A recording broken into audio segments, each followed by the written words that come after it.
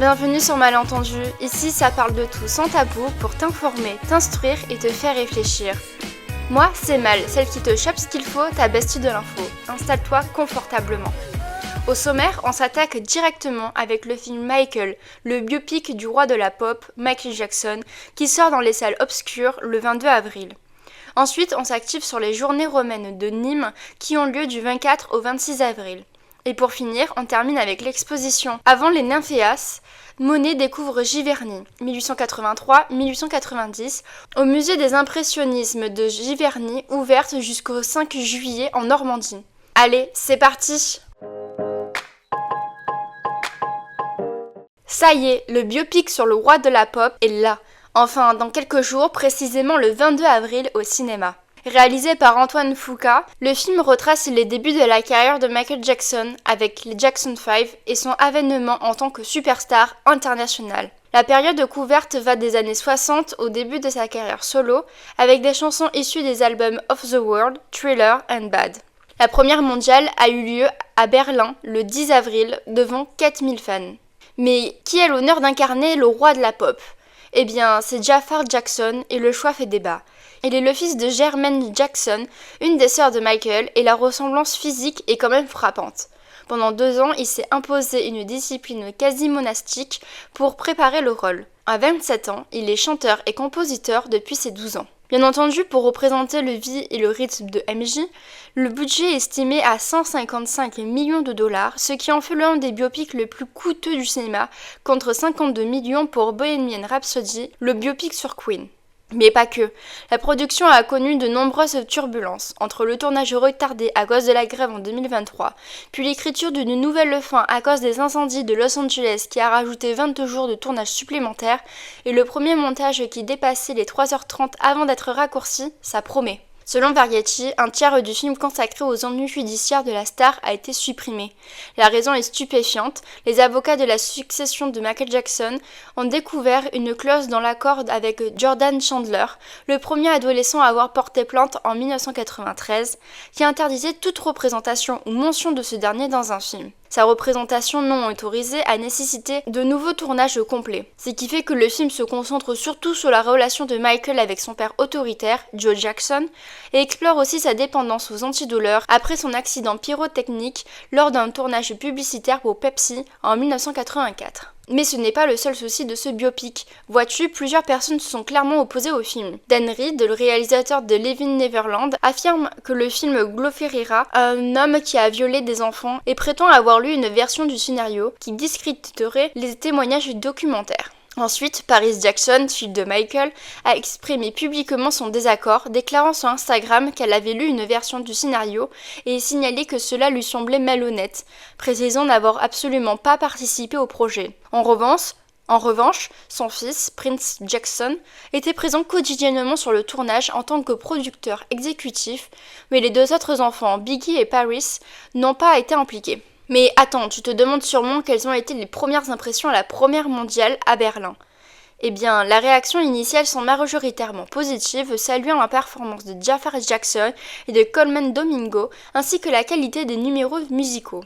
Le studio Lionsgate table sur 700 millions de dollars de recettes mondiales, ce qui le placerait juste derrière Bohemian Rhapsody, qui a fait 900 millions de dollars au rang des biopics musicaux les plus rentables. Par contre, le directeur financier de Lionsgate a confirmé lors d'une conférence que le projet devrait se décliner en 2 parties. Le premier film couvrirait les débuts jusqu'à la tournée de Bad de 1988. Une suite, envisagée pour 2027-2028, raconterait les années Dangerous, Invincible, Neverland et les périodes les plus controversées si le premier film rencontre le succès, bien évidemment. Mais au fait, pour qui est destiné ce biopic ? Oui, parce que la génération Z n'a pas vraiment connu Michael Jackson. Je me souviens qu'à l'annonce de sa mort quand j'avais 7-8 ans, je comprenais pas vraiment qui était ce monsieur Jackson. Mais grâce à internet et notamment à TikTok, Michael Jackson renaît de ses cendres. Laisse-moi t'expliquer. Sur Spotify, Michael Jackson a atteint en 2025 le cap de 60 millions d'auditeurs mensuels et au moment où l'on parle, il tourne autour de 65 millions d'auditeurs mensuels. Pour un artiste mort en 2009, c'est une performance qui dépasse celle de nombreux artistes vivants en activité. 2025 a même été sa plus grande année de streaming sur Spotify, avec plus de 3 milliards d'écoutes. Et côté revenus post-mortem, en 2025, il arrivait pour la 13e fois en tête du classement Forbes des célébrités défuntes les plus lucratives, soit 105 millions de dollars sur l'année et 3,5 milliards depuis sa mort. La clé pour comprendre ce phénomène, c'est TikTok. Bien plus que d'autres icônes disparues comme Elvis Presley, Jim Morrison ou Bob Marley, Michael Jackson s'est imposé auprès de la génération TikTok. Entre les challenges, les chorégraphies et les détournements d'images, ses clips ne cessent d'être réinventés. Je pense notamment à son clip où MJ s'accroche à 2 arbres dans le clip de Earth Song. Mais pourquoi lui plus d'un autre ? Eh bien, son œuvre est viscéralement faite pour les formats courts entre le moonwalk et les transitions de Thriller par exemple. Ce sont des micro-spectacles de quelques secondes parfaits pour un reel ou un TikTok. Sa musique est extrêmement semblable et remix-friendly, ce qui alimente une créativité infinie de la part des utilisateurs. Il y a un concept particulièrement intéressant à creuser, celui de la validation algorithmique. Quand une jeune personne de 16 ans tombe sur une vidéo de MJ avec 10 millions de likes, elle ne perçoit pas quelque chose de vieux, elle perçoit quelque chose de validé par ses pairs aujourd'hui. Et parce que TikTok efface la notion de date de sortie, un titre de 1983 et un titre de 2024 se trouvent côte à côte sur le même feed, jugés uniquement sur leur capacité à accrocher. Mais les producteurs du biopic ne sont pas naïfs, le film laisse une large place au tube, ciblant aussi le public de TikTok. Ce n'est pas un hasard si la dernière compilation officielle du chanteur The Once, sortie en 2003, a été réintégrée au top 3 des albums les plus streamés le mois dernier, porté sur le buzz de la bande-annonce du film. Mais voilà la question qui fâche. Cette génération Z qui adore Michael Jackson est aussi le même qui, sur d'autres sujets, est ultra sensible aux questions de violence sexuelle et de protection de l'enfance. Comment explique-t-on que Living Neverland, sorti en 2019, n'ait pas vraiment entamé sa popularité auprès des jeunes ? À Berlin, à la Première mondiale, la popularité du chanteur s'est révélée imperméable aux accusations de pédocriminalité portées contre lui. Plusieurs pistes d'explication sont à préciser entre la distance temporelle, l'effet légende qui dépersonnalise l'artiste et surtout le mécanique TikTok qui présente l'œuvre sans le contexte biographique. On consomme le moonwalk, pas la biographie. Si tu es fan de Gladiator, je te recommande vivement de poser tes bagages à Nîmes pour les journées romaines. Organisées par la ville de Nîmes en partenariat avec Edeis, les journées romaines se tiennent du 24 au 26 avril. Festif et familial, cet événement s'est imposé comme la plus grande reconstruction historique sur l'Antique en Europe. Au programme, conférences, spectacles, marchés, visites guidées, défilés, cérémonies romaines et ateliers, avec, en point d'orgue, 3 représentations du grand spectacle dans les arènes, Spartacus, l'esclave qui défia Rome. Le spectacle phare retrace la révolte du gladiateur contre l'Empire romain. Les combats, les stratégies militaires et les tensions politiques s'enchaînent dans une mise en scène spectaculaire portée par plus de 500 reconstituteurs, cavaliers et cascadeurs. Les gradins millénaires des arènes offrent un décor monumental qui a fait revivre l'insurrection antique avec une ambiance immersive et vibrante. Mais quel est le programme mâle ? Eh bien, j'y viens. Au-delà des arènes, les animations se déroulent tout au long du week-end. Les conférences académiques sont ouvertes au public et gratuites à l'université de Nîmes, où 2 universitaires interviennent. Vivian Barrière, maître de conférences en histoire-archéologie, et Hélène Ménard, maîtresse de conférences spécialisée en histoire romaine. Ils interviennent sur Spartacus, l'esclave le plus célèbre de Rome.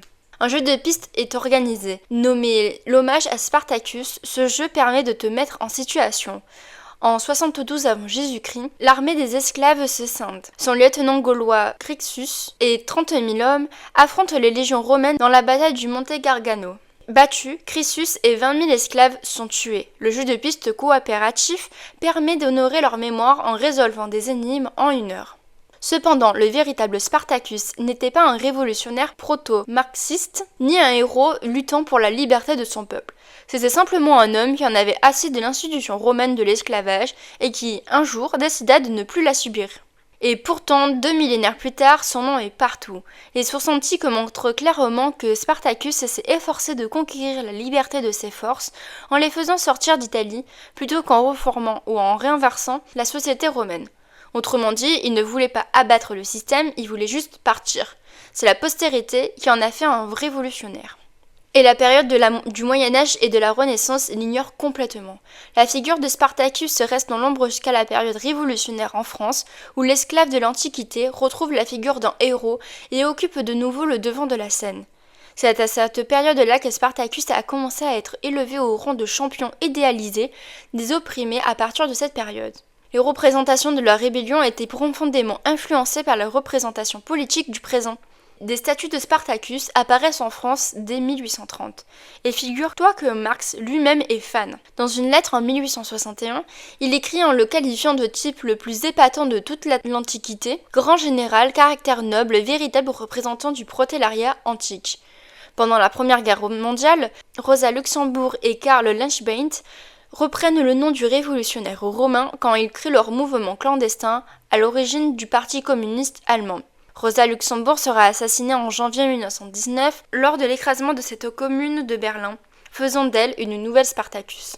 Autre anecdote amusante, le romancier Edward Farst et le scénariste Dalton Trumbo avaient été tous deux condamnés à la commission des activités anti-américaines. Victimes du macartisme, ils mirent dans leur narration toutes les élans de liberté humaine. Quand le film sort en 1960, il permet à Dalton Trumbo de trouver son nom au générique, lui qui avait été blacklisté et contraint d'écrire sous un pseudo pendant des années. Faire signer un film au nom d'un homme que les autorités américaines avaient tenté d'effacer, c'était en soi un acte de résistance. Le film était une évidence parabole du macartisme, le combat fratricide et contraint des gladiateurs invoque l'obligation des délations des artistes suspects d'Hollywood, la haine paranoïaque du sénateur Crassus à l'encontre de la liberté portée à Spartacus exprime celle de McCarthy. Et la scène culte « Je suis Spartacus » où tous les esclaves se lèvent pour protéger leur chef devient une image de solidarité face à une délation organisée. Un message parfaitement compris par le public américain de 1960. De ce fait, depuis 1960, Spartacus bénéficie d'une admiration en tant que figure emblématique pour tout groupe opprimé ou injustement marginalisé, qu'il soit en but de racisme, au sexisme ou même à l'homophobie. L'individu isolé qui se dresse contre la puissance oppressive de la majorité, le rebelle qui lutte contre un système injuste de loi, tel que le Spartacus qui inspire une cause. Spartacus est un récit vide, disponible. Chaque combat, chaque époque, chaque opprimé peut s'y glisser. Ce n'est pas un programme politique, c'est une posture, une image, une émotion, celle d'un homme seul face à la machine. Et c'est peut-être pour ça que 2000 ans après sa mort, on vient encore le voir dans les arènes de Nîmes.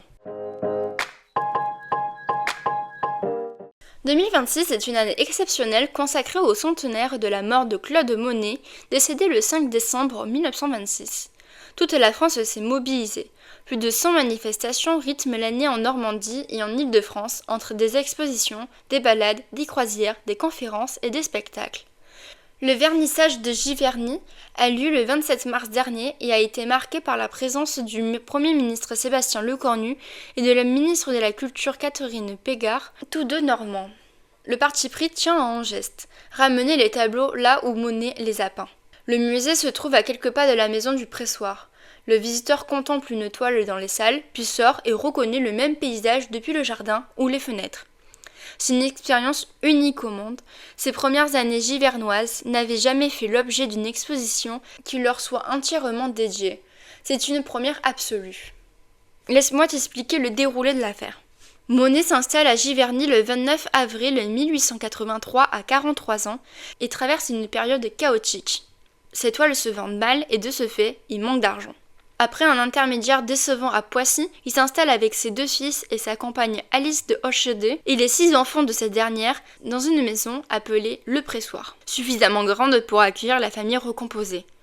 Le détail de la rencontre avec le village est savoureux. Selon son beau-fils Jean-Pierre, un voyage dans un petit train reliant Vernon à Gisors et un déplacement à pied aurait permis de débusquer la pépite. L'artiste serait tombé sous le charme des vergers en fleurs et iris jaunes qui tapissaient la prairie humide de l'Epte. Sa compagne, Alice, n'a pas encore divorcé et a fait faillite. Elle a toujours vécu dans le luxe et lui, il cherche un endroit sûr pour assurer l'éducation des 8 enfants sous le même toit, une légion illégitime des dettes et des tableaux qui ne vendent pas. Voilà la réalité du Paris du Giverny à ses débuts. Le regard de son autoportrait coiffé d'un béret, datant de 1986, relève l'angoisse de l'artiste habillé d'une blouse sombre. Ce tableau, jamais vendu de son vivant, a appartenu toute sa vie à son fils Michel. C'est l'œuvre symbolique de l'exposition, un Monet que l'on ne connaît pas. Une trentaine de toiles organisées en 5 sections thématiques. De Véteuil à Giverny, le long de l'Epte et de la Seine, À travers champs, meules et coquelicots, loin de Giverny les voyages de Monet, et en avant les nymphéas, les débuts du jardin. Pour Monet, l'eau est un repère permanent. Là où il réside, il cherche ses reflets. À Giverny, il découvre la Seine qu'il parcourt sur son bateau atelier pour saisir les brumes matinales. Au cœur du village, l'eau se fait plus discrète, c'est Lepte avec ses bras irrigants dans les prairies. Avant les nymphéas nous rappelle que derrière les œuvres les plus célèbres du monde se cache toujours une histoire humaine bien plus chaotique que la légende. Monet n'est pas arrivé à Giverny en conquérant, il y est arrivé en fuyard, presque ruiné, avec 8 enfants et une compagne dont il n'était pas encore l'époux légitime. Et c'est précisément ce village normand, cette une lumière de Lepte, ces prairies de coquelicots qui vont le transformer en monument. L'exposition est ouverte jusqu'au 5 juillet. 100 ans après sa mort, Giverny reste vivant. Et ça, c'est peut-être le plus beau des nymphéas. Et voilà, c'est déjà la fin de cet épisode. Merci de m'avoir écouté, mais ne pleure pas, toi et moi, on se retrouve tous les dimanches dans un nouvel épisode. C'était Mal sur Malentendu, le podcast qui te fait tendre l'oreille.